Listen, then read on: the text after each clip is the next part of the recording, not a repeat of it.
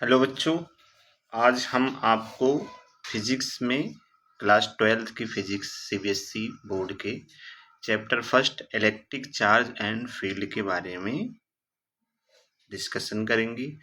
सबसे पहले बेटा हम लोग पढ़ेंगे इलेक्ट्रिक चार्ज क्या होता है, कैसे इसका क्रिएशन हुआ, किसने इसका डिस्कवरी किया और क्या इसकी प्रॉपर्टी होती है, क्या इसमें पाया जाता है जिसके लिए ये सारी चीज़ें पढ़ना पड़ता है और इससे क्या-क्या उपलब्धियाँ हुई, इन सारी चीज़ों के बारे में डिस्कशन करेंगे। सबसे पहले बेटा हमारे चैप्टर का नाम है इलेक्ट्रिक चार्ज एंड फील्ड। सबसे पहला हमारा टॉपिक है इसमें इलेक्ट्रिक चार्ज। इलेक्ट्रिक चार्ज क्या होता है, इसके बारे में हम लोग डिस्कशन करते हैं। बेटा अगर हम इलेक्ट्रिक चार्ज की बात करें तो इलेक्ट्रिक चार्ज किसी भी मैटर का, चाहे वो आपका सॉलिड हो, चाहे वो लिक्विड हो, चाहे वो आपका गैस हो, इन सारे मैटर्स की एक इंट्रिंसिक प्रॉपर्टी है। कैसी प्रॉपर्टी है बेटा ये? किसी भी सॉलिड लिक्विड गैस की इंट्रिंसिक प्रॉपर्टी है। यानी कि अगर हमारे पास सॉलिड है या आपके पास लिक्विड है तो सॉलिड सॉलिड के बीच में भी जो फोर्स लगेगा, चाहे वो अट्रैक्टिव फोर्स हो चाहे रिपल्सिव फोर्स हो, तो वो मतलब अगर इलेक्ट्रिक चार्ज के बेस पर ये फोर्स लग रहा है तो उसको हम लोग जो ये प्रॉपर्टी शो करता है, मतलब उनके अंदर इनसाइड की बात किया जाए, जैसे मान लो हमारे पास ये सॉलिड है, सॉलिड के अंदर छोटे छोटे मालिक्यूल्स हैं, इन मालिक्यूल्स आपस में एक दूसरे से बाउंडेड हैं या बाइंड हैं, तो ये जितने फोर्स एक दूसरे को बाइंड किए हुए हैं, यानी कि जो एलिमेंट्री पार्टिकल्स आपस में एक दूसरे को बाइंड किए हैं, वो ये फिनोमेना जो है वो ड्यू टू इलेक्ट्रिक चार्ज होता है। चाहे वो लिक्विड हो, चाहे वो गैस हो, इन सभी मॉलिक्यूल जितने फोर्स से आपस में बंधे होते हैं, वो फोर्स हमारा क्या कहलाता है? इलेक्ट्रिक फोर्स कहलाता है। बेटा इलेक्ट्रिक फोर्स जो हम लोग इसकी डिस्कशन कर रहे हैं, जो इसके बारे में जानकारी ऑब्टेन कर रहे हैं, इलेक्ट्रिक फोर्स जो होता क्या है, इलेक्ट्रिक चार्ज होता क्या है, इन सारी चीज़ों को हम लोग यहाँ पर पढ़ेंगे। इलेक्ट्रिक चार्ज किसी भी मैटर का एक इंट्रिंसिक प्रॉपर्टी है जिससे उसके इलेक्ट्रिक फोर्स के बारे में जानकारी मिलती है। अब हम लोग ये जानते हैं कि ये इलेक्ट्रिक चार्ज जो है ये क्रिएट कैसा होता है, यानी कि इलेक्ट्रिक चार्ज कैसे मिलता है, कैसे हमारे पास होता है। बेटा इलेक्ट्रिक चार्ज आपके पास 3 मेथड से मिलता है। एक आपका होता है रब करने से, रबिंग फिनोमेना के बेस पे चार्ज मिल सकता है। दूसरा है फ्रिक्शन के बेस पर आपको चार्ज मिलता है। तीसरा है हाई स्पीड की मोशन के बेस पे भी बॉडीज हमारी क्या हो जाती है? चार्ज हो जाती है। तो रबिंग फिनोमेना क्या है? और ये बेटा मान लीजिए हमारे पास कोई बॉडी है, उसको रब किया, रब करने की फिनोमेना से वो चार्ज हो जाता है। जैसे मान लीजिए हमारे पास एक ये कोई हमारे पास वूल है और इसको एक ग्लास रॉड पर, ये ग्लास का रॉड है, इस पे क्या कर दिया? रब कर दिया। तो रब करने के बाद ये जो हमारे पास दोनों बॉडीज हैं, एक वूल है और दूसरा क्या है? रॉड है। ये दोनों में ये एलिमेंट्री पार्टिकल्स का ट्रांजिशन होगा। मान लीजिए कि हमारे पास जो वूल है उसने अपना इलेक्ट्रॉन इसको रॉड को ट्रांसफ़र कर दिया। जब ये इलेक्ट्रॉन ट्रांसफ़र करेगा, इसके आउटर मोस्ट ऑर्बिट से इलेक्ट्रॉन इसमें ट्रांसफ़र होगा, तो ये दोनों बॉडीज हमारे पास क्या हो जाएंगी? इलेक्ट्रीफाइड हो जाएंगी। यानी कि जिसमें चार्ज का ट्रांजिशन हुआ, जिसमें ये चार्ज का ट्रांजिशन हो गया, तो जब ये चार्ज का ट्रांजिशन हो जाता है तो उस बॉडी को इलेक्ट्रीफाइड बोला जाता है। इलेक्ट्रीफाइड बॉडी बोला जाता है या इलेक्ट्रिकली चार्ज्ड बोला जाता है। इलेक्ट्रिकली चार्ज्ड बॉडी बोली जाती है। तो आप लोग इसको ध्यान रखिएगा, जो बॉडी चाहे वो चार्ज दिया हो, चाहे वो चार्ज को मतलब एक्सेप्ट किया हो, दोनों बॉडीज इलेक्ट्रिकली चार्ज्ड बोली जाती है। अब हम लोग बेटा इसमें ये जानेंगे कि इलेक्ट्रिक चार्ज जो होता है इसका हिस्ट्री क्या है।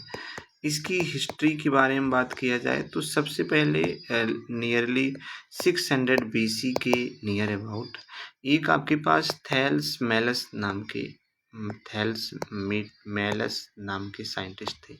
उन्होंने इसके बारे में क्या किया था, एक हिस्ट्री जनरेट किया था, उन्होंने इसको पहली बार देखा था।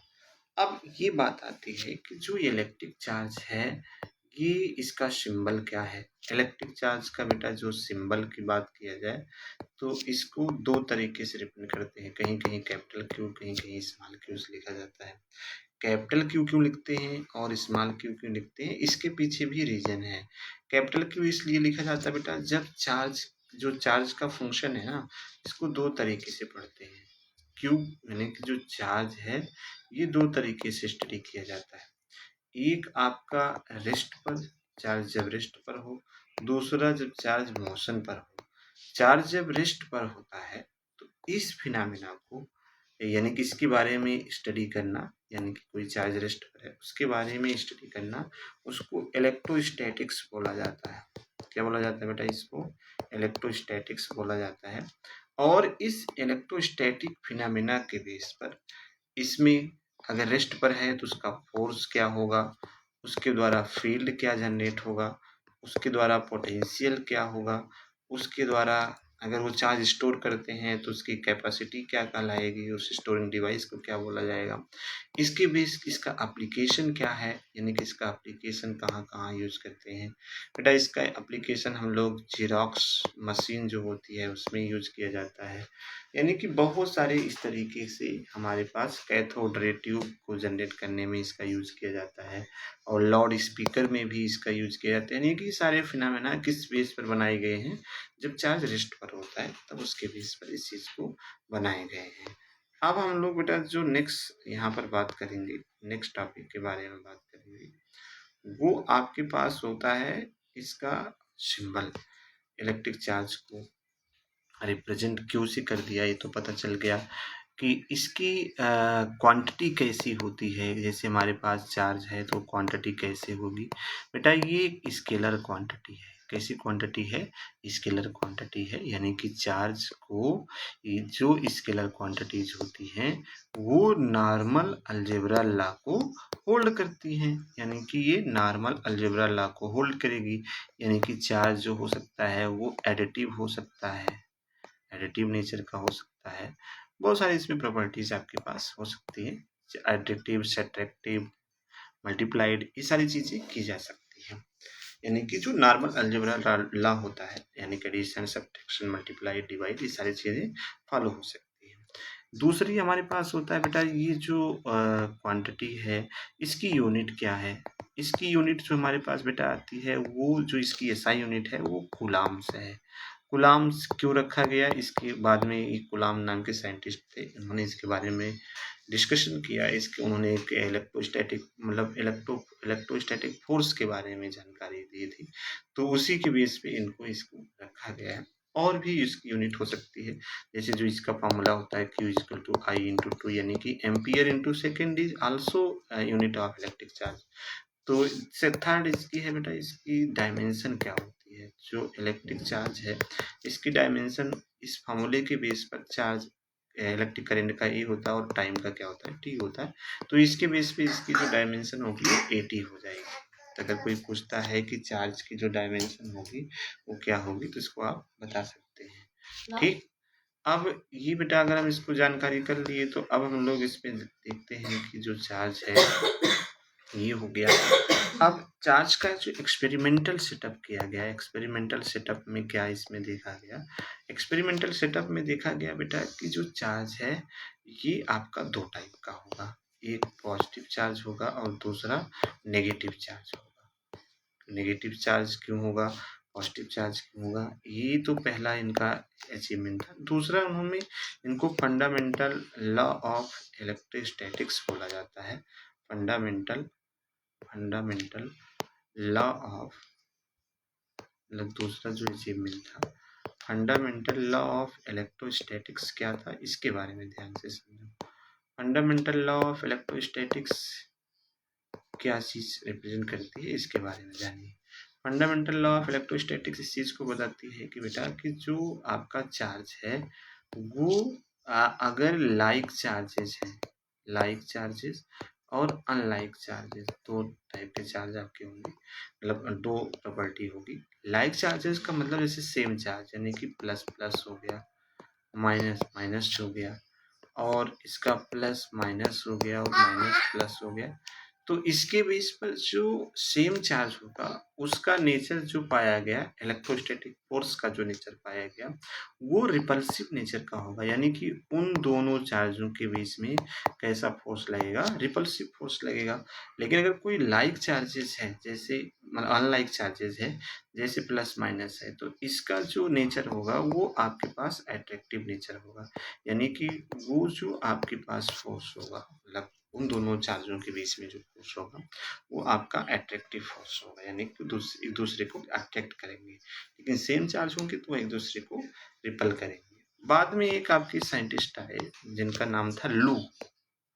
उन्होंने जब 2 मटेरियल, जैसे आपके पास क्या कहते हैं, ग्लॉस रॉड है, ग्लॉस रॉड पर जब उन्होंने ग्लास रॉड पर जब उन्होंने सिल्क को रब किया तो उससे जो उनको ऑब्जर्वेशन मिला, उस ऑब्जर्वेशन को उन्होंने विक्ट्रस चार्ज के नाम से जाना। उसको उन्होंने नाम रखा था विक्ट्रस चार्ज। और जब किसी अंबर पर ऊल को रब किया गया तो उस चार्ज को उन्होंने बताया था रिसाइनस। विक्ट्रस और रिसाइनस चार्ज 2 टाइप का उन्होंने इस चीज को बताया। अब हम लोग बाद में एक आपके साइंटिस्ट आए इसी चीजों को मतलब नए तरीके से, बेंजामिन फ्रैंकलिन नाम था उनका, बेंजामिन फ्रैंकलिन नाम था। उन्होंने इसी नाम को मॉडिफाई कर दिया, जो इन्होंने विक्ट्रस चार्ज और जो रिसाइनस चार्ज था इसी का नाम उन्होंने बता दिया कि इसको हम पॉजिटिव चार्ज बोलेंगे और इसको क्या बोलेंगे, नेगेटिव चार्ज बोलेंगे। यानी कि जब कोई बॉडी अपना इलेक्ट्रॉन एक बॉडी से दूसरी बॉडी को ट्रांसफर करेगी, तो जो बॉडी इलेक्ट्रॉन ट्रांसफर करेगी और जो बॉडी इलेक्ट्रॉन को गेन करेगी, जो ट्रांसफर करेगी उस पे पॉजिटिव चार्ज लिया जाएगा और जो उस इलेक्ट्रॉन को एक्सेप्ट कर लेगा उस पे नेगेटिव चार्ज लिया जाएगा। यानी कि इस केस में अगर ये पॉजिटिव चीजें मानी जा रही है, इसका मतलब इस पे सिल्क को रगड़ा गया, रब किया गया, यानी कि सिल्क ने रॉड को अपना इलेक्ट्रॉन ट्रांसफर कर दिया, तो सिल्क पर पॉजिटिव चार्ज हो गया, इस पर नेगेटिव चार्ज हो गया। और जब अंबर पर इस चीज को फिनोमेना किया गया तो अंबर ने अपना चार्ज ऊल को ट्रांसफर किया, तो ऊल पर पॉजिटिव आ गया और इस पर क्या हो गया, नेगेटिव आ गया। तो ये सारी चीजें आपको जानना है, ये आपके पास पॉजिटिव नेगेटिव का यहाँ पर फिनोमेना है। अब हम लोग थोड़ा-सा बेटा यहाँ पे और इसकी जो बेसिक प्रॉपर्टीज़ है, इसके बारे में जानिए तो और इसके बारे में समझिए तो क्या होता है, तो इसके बारे में चलिए हम लोग चर्चा करते हैं, क्या होगा यहाँ पर। बेटा जो नेक्स्ट पॉइंट है कि चार्ज का जो नेचर होता है, इसके लिए आज के लिए चलो आज के लिए इतना ही रखते हैं, कल थोड़ा और